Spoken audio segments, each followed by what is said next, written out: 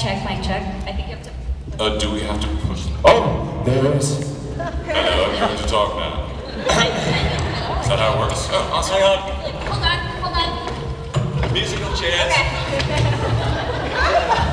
Good morning. Good morning. Wow, what a great turnout for 11:30. Awesome. Thanks for coming out on this rainy Saturday morning. Yes, very Braving the lovely to floods. see you. What is with those text messages? I honestly thought my iPhone 6 was just blowing up. And it's like at a frequency that is really disturbing. What is that? Yeah, not very nice. How's everyone doing this morning? Yes. Do we have to No, we are self-moderating. Oh, you're so this could be a disaster or it could be amazing. We could always do what we did in Salt Lake City and actually invite people up just to ask us questions occasionally. Well, I think there is a microphone there. Yeah. All right. Let's get started. Somebody Who's get up. first? Yes, the brave gentleman in the green shirt. Oh, and just for the record, before you ask your question, if anybody hears music playing, you have to get up and dance. You have to. It's a rule. It's mandatory, or I'll just kick you out. We will. This is for Ksenia. Your portrayal of Kenzie is just like revelatory. It's one of the greatest things. I like that. It takes even in the best shows some time for actors usually to find the character and really look comfortable, but you look so genuine right from the beginning. And I was wondering, did you feel like you understood the character that early on? Wait, hold on. Am I supposed to be really cool and be like, yeah, oh, from the first minute I read the script, I knew exactly what I was going to do, and here we are, 6 years later. No, I thought they would never cast me. I thought I was not funny. I had never really done, No, I just feel so small. I know. You're doing the Ksenia sit on the leg. Cheers, small. Yeah, I had never really done comedy before, and so I was very nervous, and even when I was cast, I had no idea what I was doing. So, thank you for the incredibly kind words. Thank you. I'm so glad that you guys love Kenzie, because I love her very much, and it's been an honor to develop this awesome character over these years. Thank you. And do you know what's really nice as well is sometimes seeing people grow up as well, or not grow up, but necessarily mature as artists as they play characters too. And I think that's been really cool with Ksenia, seeing Ksenia sort of really excel and mature in so many different aspects as an actor. Well, wait, if we really go chronologically, she won the Best Actress Award for the first season. So, I mean, she started pretty high. I don't know how, there's not a lot of evolution yet. She came out of the gate ripping and roaring. So. Yeah, and now she's moved on to like 50 billion other projects. No, she's not doing very well at all. Yeah, no talent at all here. No. Nothing to see here. Well, what should we talk about, guys? Did someone want to ask us any questions, or should we just talk? Well, just... Hey, there's a microphone. Yeah, anyone, come on up to the mic. Getting up to the mic and make a lineup. Yeah, or I'm gonna have to go down there and start asking You have to queue for shit. Just There you go. Yes! Let's get this party The started. floodgates open, which is quite apt. Okay, Kris, my favorite scene probably ever is when you're playing Kenzie. Was that super fun to play?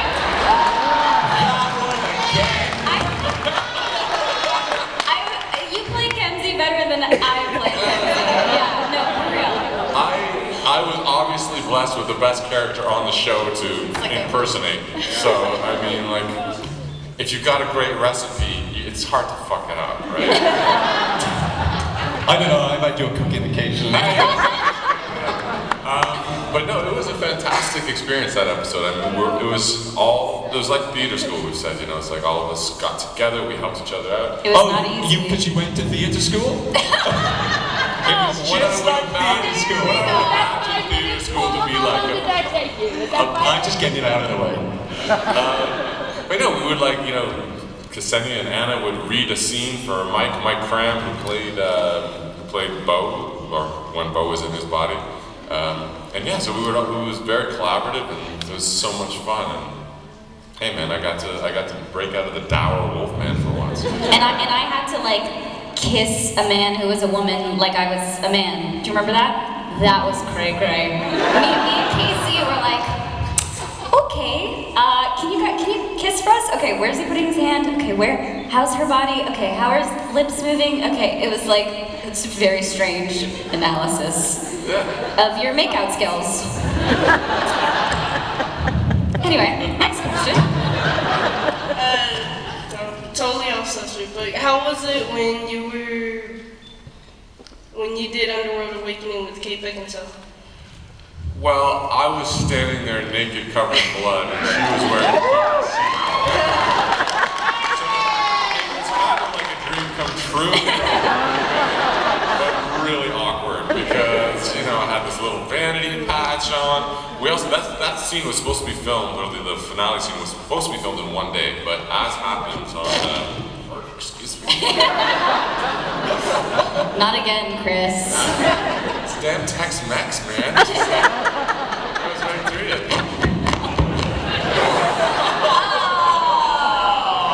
That is a new low for Lost Girl panels right there. Do anything for humor. Almost. But yeah, no, so we were supposed to do it in one day, and because I was naked in the scene, because I just come back from Transform from the big wolf thing, we had continuity blood on me. And so I couldn't sit down, and I was literally naked with this little patch covering my junk. And so for 3 days I had to stand there. We were filming it in the winter in Vancouver. So I couldn't sit, I couldn't get any cover up, so I was just standing there all day, naked, with heaters around me. And like everyone else is in their cast chairs, chilling out, having coffees and shit. I'm just like, hi, I'm the naked weird. And I'll be here tomorrow. So yeah, not so glamorous, not so fun. But Kate was lovely and a terrific actress, and looks great in PVC. As I'm sure no one here has noticed. Why are you guys crouching? Because we were told to not block the view. Oh no. I really don't know how to ask my question now because, well, that story was just too much. So on the set, you guys had a lot of fun. Can you all tell a story of the most humorous moment, like a blooper or something that happened that just had you rolling, like laughing too much? There was quite a few of them. Oh. Remember, season 2, when you were like chained up, and we were like in some underground thing, and a flaming hot poker. And Emmanuel, Right me and Anna, and there were like flashbacks in the episode of you with your wolf buddy, and Anna had to say this line, and it's like 3 in the morning. Everyone is so mad at us because, you know, time is money, and it's 3 a.m. and Season 1. Season 1? Yeah. Season 1. And episode 11. he's been studying. Yeah, well, it was actually it was only one of 2 episodes I did that season, so I kind of cherish them. And so Anna has to say this line that she just could not say with a straight face. And even when she did say it with a straight face, I would burst out laughing, or someone would burst out laughing. What was it? It was, and then he had to... It was cock blocked. And then he had to cock block him. Was that it? No, it was what is it when you hit somebody with a gun? You... Pistol whip. Cold cock. Cold cock. There you go. That was it. And then he cold cocked him. And we But just... cock block is what came out to be. And then because we were thinking about that, and she couldn't get the fucking line right, it became like 50 billion different variations of cock block. And poor Kris, you know, per usual, half naked, chained up. Yeah. Me with a flaming hot poker. And Per usual. also, you imagine this is the first episode I did. So we did the pilot way ago, and then this was the first episode I did. And it was episode 11. I thought, what kind of shit show have I fucking entered here? No one's taking this shit seriously. we're like into hour 5 of overtime. Maybe it's a good thing I wasn't on this show. Thank you, guys. Thank you. That was actually my question. Was the That's okay, funniest? well, That was the only funny thing that happened, so I got nothing else for you. I'm Well, sorry. no, so I was thinking maybe something that happened behind the scenes, like while on, like not on set, you know, just when you're getting ready or something like that. That's funny. Ooh. Yes, I was gonna say. We could do that. Yeah. Do that one, Hot I'm peppers. sure, well, some people might know this story anyway, but if anybody knows anything about me, I like hot peppers.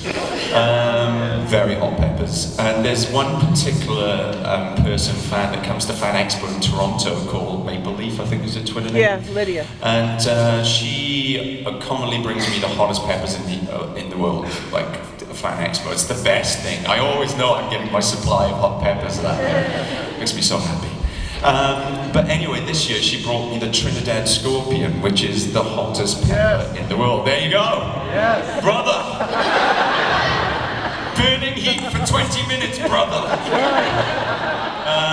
So I decided that I was going to bring this thing onto set and do a Russian roulette on like one of the last days of filming. Like it was actually the last day of filming. And I basically had a plate full of pineapple and melons, and half of them had been smeared vigorously, and had the actual seeds planted into half of them, and the other half didn't. So I went around asking everybody, will you please play the roulette thing, and everybody on set from crew and everything did it. However, Luke Billick, well, first we'll start with Luke. Or do we start? I just tell the Rachel one. So Rachel Scarston and me, as you know, have a continuing rivalry, largely because she uses a shit emoji to refer to me on Twitter by and large. Which I love, obviously, to have a shit emoji next to me on a public forum. Anyway, so I decided I was going to play a trick on Rachel. So we were given these beautiful goblets by Anna Silk. Where did I say this? And she engraved the first line that we ever had to say as a character on the show, and it was a beautiful silver goblet. It was a really beautiful gift. And Rachel had hers, and we put champagne in it, and we also smeared the rim of that little thing with the Trinidad Scorpion pepper. So so she goes into it. I actually broke into it, not broke in, I got the people to help me, but I got into a room because she'd left it there, and I smeared it around there. And we were on set filming the last scene, and we just started, and she ran onto set, and she was like, "You fucking bastards!" I'm allowed to swear. This is Texas, we're allowed to swear. Anyway, and she was like, "I can't believe you did that." She said, "I can't even feel my lips." So we were laughing, the whole set were laughing. What she didn't realise is, I'd also smeared the bottle of water that was planted next to that glass of champagne. So she was just coming down off of it on set, and she goes, "Oh my god, it's 20 minutes later." She goes, "I've never had such intense heat like that. I'm gonna have to go back to my room." 5 minutes later, "You fucking bastard!" So she literally, for like 1 hour of our last day of filming, was in basically the most intense, burning, numbing heat known to man for a good hour of it, and I felt very, very good about myself.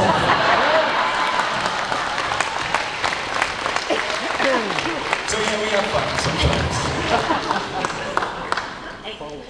Okay, so there's a lot of really cool powers on this show. If you could have any of them, would you keep your own or trade for a different one, and what would it be? Would you stay a normal human? So cool being a human, isn't it? Yeah. Yeah. No, I'd love to be a wolf and a mesmer in one. That would be interesting. So when you lift your leg to pee, everybody would lift their legs too. The wolf. I would. The wolf. The wolf. Would you? How about you guys? No, that I feel like. Would you trade in your wolf power? Would you trade in your mesmer power for something else? Or are you like content? I would never trade the mesmer power. No. Never. I'm keeping that one tight. I wouldn't mind shifting to something else every once in a while. Like a kitty cat? Said it before, I'll say it again. I hate cats. Stick it in! No, like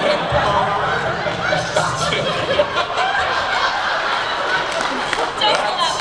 this is a reenactment No. of Paul's cat, No. which is their first cat, and they didn't realize that you have to spay your female cats, or they start getting crazy after a little while. Like, what's wrong with our cat?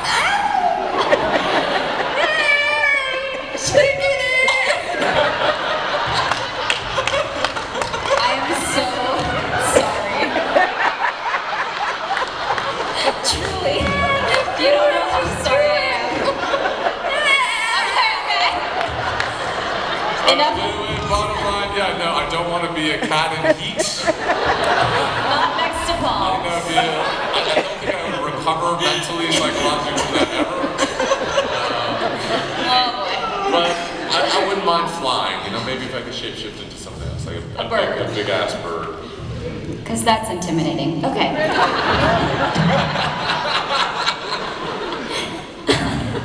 So I just have to point out, this is really nerve-wracking. I haven't asked a question before. And then you just ran off stage.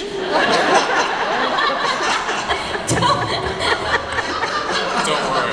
Don't worry. I was just trying to get cheers. Get cheers for this behind. Oh, see, he was being nice for once. Chivalry, it's like we do it from where we are in the UK. Sorry, Lil, what's your question? So I had to shift my question for you because I was going to ask if your role of just causing pain was something that was scripted. Well, look, but I've just clearly caused pain not. this morning. It's kind of natural. So was there a lot of like scripted scenes, or did you just improv all of your torture? It wasn't a far stretch. I mean, that's like Paul's home life. So it's really Yeah, not- I mean, look at my cat. And your bondage collection. Okay. Sorry, I just love doing it.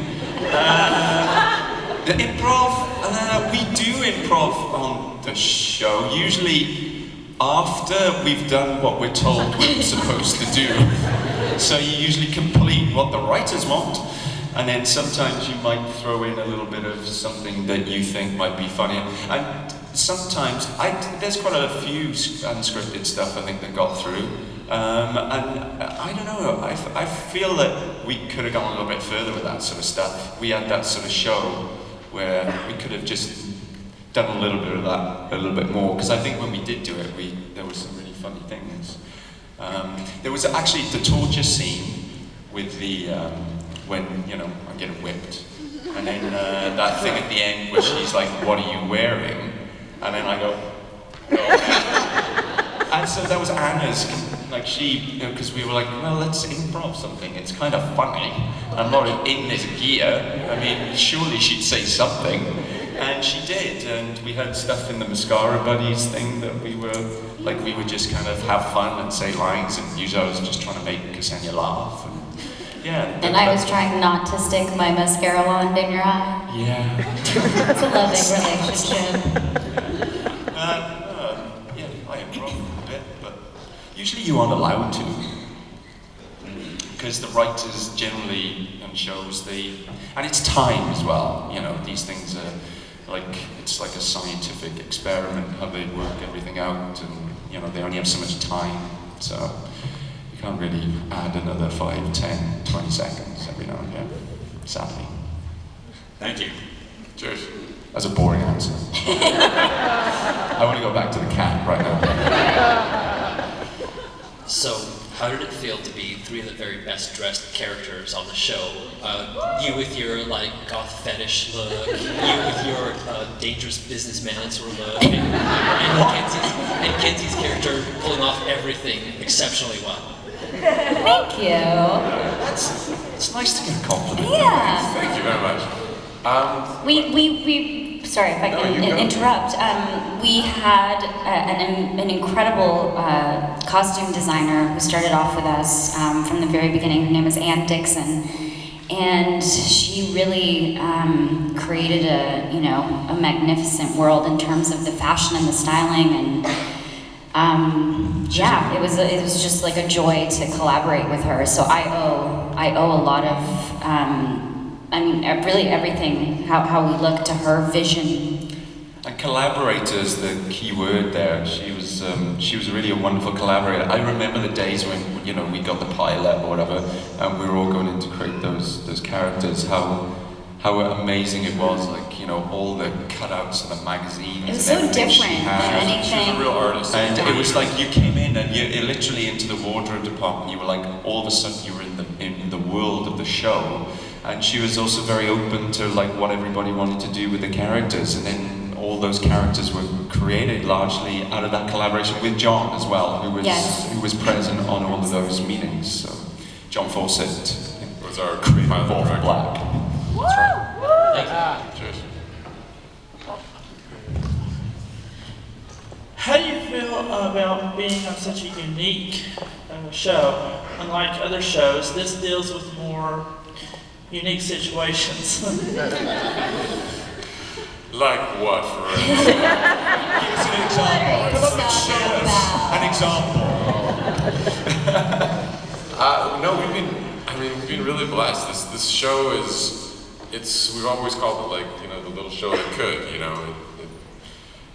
whether it's from the LGBT community to the genre community to, we cover so many different bases and we get to explore so much stuff.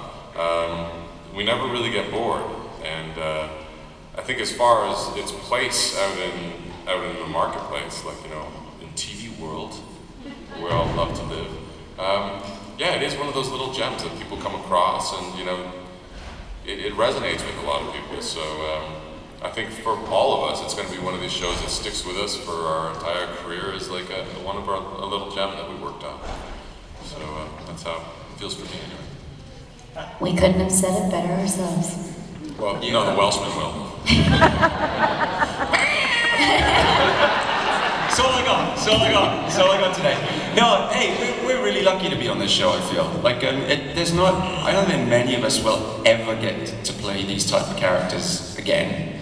And it's thanks to our fans. I mean, we wouldn't be here, the show wouldn't have lasted as long as it did if it wasn't for you guys and your dedication to these characters, so... And people being represented on screen, that basically, the storylines that just aren't out there. And people who have a place in society don't see themselves reflected in the medium that they're watching. You watch television, you go to watch plays, you read books because you want to identify with those stories, which is what it's all about. You're not alone, somebody's telling you a story, you get insight into yourself and the world and community that surrounds you, and a lot of these stories aren't on television. So to be in a show that is doing that in a fun manner, and I believe that it was done in a largely respectful manner, is quite unique, and there's something that the show can be proud of, I think.